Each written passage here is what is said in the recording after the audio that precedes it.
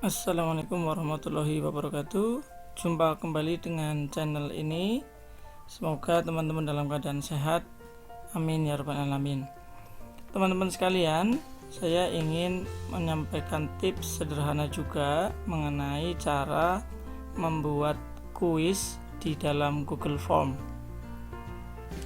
Kuis dibuat ini tujuannya adalah untuk mempermudah kita ketika memberikan soal sekaligus mengoreksi jawaban, sehingga kita tidak perlu secara manual mengoreksi jawaban peserta kuis atau siswa ya satu persatu. Nah, setelan yang kita pakai di sini kalau bukan kuis itu menggunakan menu pertanyaan biasa di sini ya, tapi tidak ada tampilan apa-apa di sini. Ya, ini namanya kalau seperti ini Google Form biasa yang kadang biasa kita pakai untuk membuat kuesioner atau angket, di mana dia tidak memerlukan kunci jawaban, tapi lebih kepada persepsional dari masing-masing penjawab. Nah, dalam konteks kita melakukan sebuah evaluasi atau memberikan soal atau kuis atau ujian apapun, di mana kita sudah memiliki kunci jawaban yang benar mana, maka akan lebih baik kita menggunakan settingan kuis. Bagaimana cara melakukan settingnya? Begini caranya teman-teman. Di sini ada tulisan setelan. Ya, ini kalau bahasa Inggris namanya setting.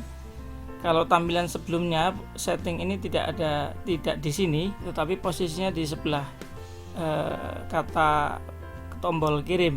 Ya, di sini ada gambar gear, itu setting. Nah, sekarang pindah ke sini. Nah, bisa teman-teman klik sekarang. Ya, seperti ini. Nah, ini ada opsi jadikan ini sebagai kuis. Baik, kita pilih. Begitu ini kita klik sebagai kuis, ada opsi yang muncul yaitu rilis nilai, di mana di sini ada pilihan segera setelah setiap pengiriman. Artinya peserta kuis itu dapat melihat nilai setelah dia mengirim atau melakukan submit. Tetapi ada opsi yang kedua, yaitu yang namanya pengirim itu dia tidak langsung mendapatkan informasi mengenai nilai yang dia peroleh. Nah, terserah teman-teman sekalian, kalian mau pilih yang mana. Misalkan saya ingin tetap menggunakan yang atas ya. Kemudian ada juga setelan responden. Setelan responden ini isinya yang pertama, pertanyaan tidak terjawab. Nah, di sini apa maknanya? Responden dapat melihat pertanyaan yang tidak dijawab dengan benar. Kalau kalian klik kanan seperti ini, digeser ke kanan, maka ini responden dapat melihat pertanyaan yang tidak dijawab dengan benar. Biasanya ada yang nanti ada tandanya berbeda warna begitu, ada yang menjadi berwarna merah. Kemudian setelan yang kedua yaitu jawaban yang benar, yaitu responden dapat melihat jawaban yang benar setelah nilai dirilis ya, jika nanti terlihat. Termasuk juga responden untuk nilai ini, responden dapat melihat poin total dan poin yang diterima untuk setiap jawaban juga seperti itu. Nah, kalau diklik ke kanan semua ini semua dapat informasi ya.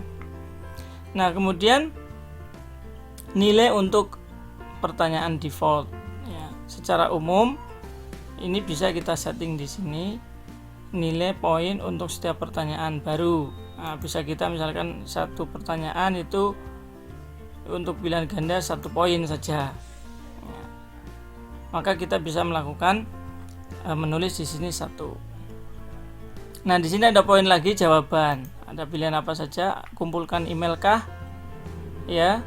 Kemudian ada pilihan ini mengirim salinan jawaban responden. Ini tidak aktif ya. Kalau ini diaktifkan, maka ini bisa masuk. Bila diminta atau selalu. Ini tidak perlu saya kumpulkan. Kemudian izinkan pengeditan respon. Respon dapat mengubah setelah dikirim. Menurut saya tidak perlu, karena nanti kalau diubah dia bisa mengedit jawaban yang yang salah gitu ya, tidak perlu. Kemudian di sini ada perlu login, batasi ke 1 jawaban. Ya, menurut saya kalau ini berupa kuis, ya dia hanya berhak menjawab 1 kali untuk 1 email. Kenapa ya? Kalau boleh lebih dari 1 kali, nanti bisa dia kemudian bisa mengambil atau mengajukan jawaban-jawaban lain yang bisa jadi dia sudah mengetahui jawabannya. Nah, kemudian ada pilihan lagi. Ini presentasi, mengelola cara formulir dan sebagainya. Menurut saya ini tidak usah, di defaultnya begini, biarkan saja. Kemudian nah ini nonaktifkan simpan otomatis, ini harusnya diaktifkan saja, berarti biarkan. Kemudian ada ini juga tadi di atas sebenarnya sudah, kumpulkan secara default, biarkan. Pertanyaan default juga bisa kita biarkan. Kalau sudah oke, ya ini kita biarkan, masuk ke pertanyaan. Nah, tampilan setelah ini kita setting menjadi kuis tuh di sini ada kunci jawaban. Nah, artinya apa?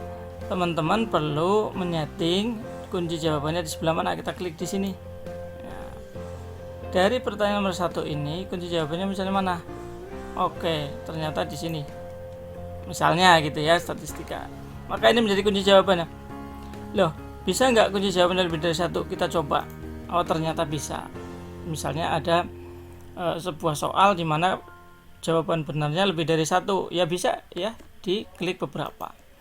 Nah, kita asumsikan katakanlah ini adalah jawaban yang benar hanya 1, yaitu statistika, maka kita hanya klik ini. Nah, untuk poin bisa setting per soal seperti ini. Contohnya, kenapa kok beda-beda per poin? Ya misalkan bobotnya beda-beda. Ada yang levelnya mungkin C1 ya, kognitif level 1, poinnya misalnya 1 karena itu berupa definisi ya. Kemudian yang C2 bisa kita kasih bobot 2 dan seterusnya sampai mungkin C6 yang levelnya create atau mencipta.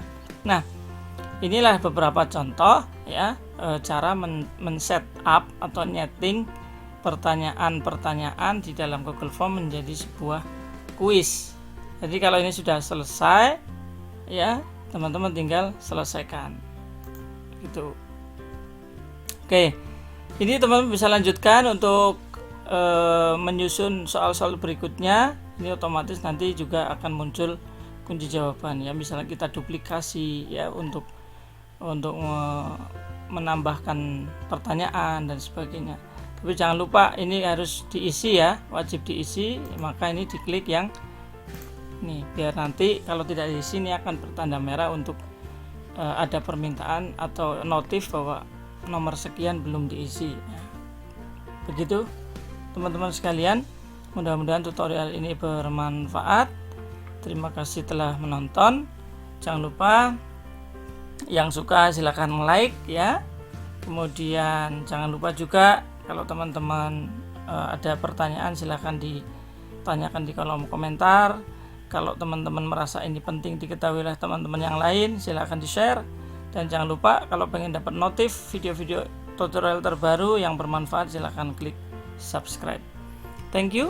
Assalamualaikum warahmatullahi wabarakatuh.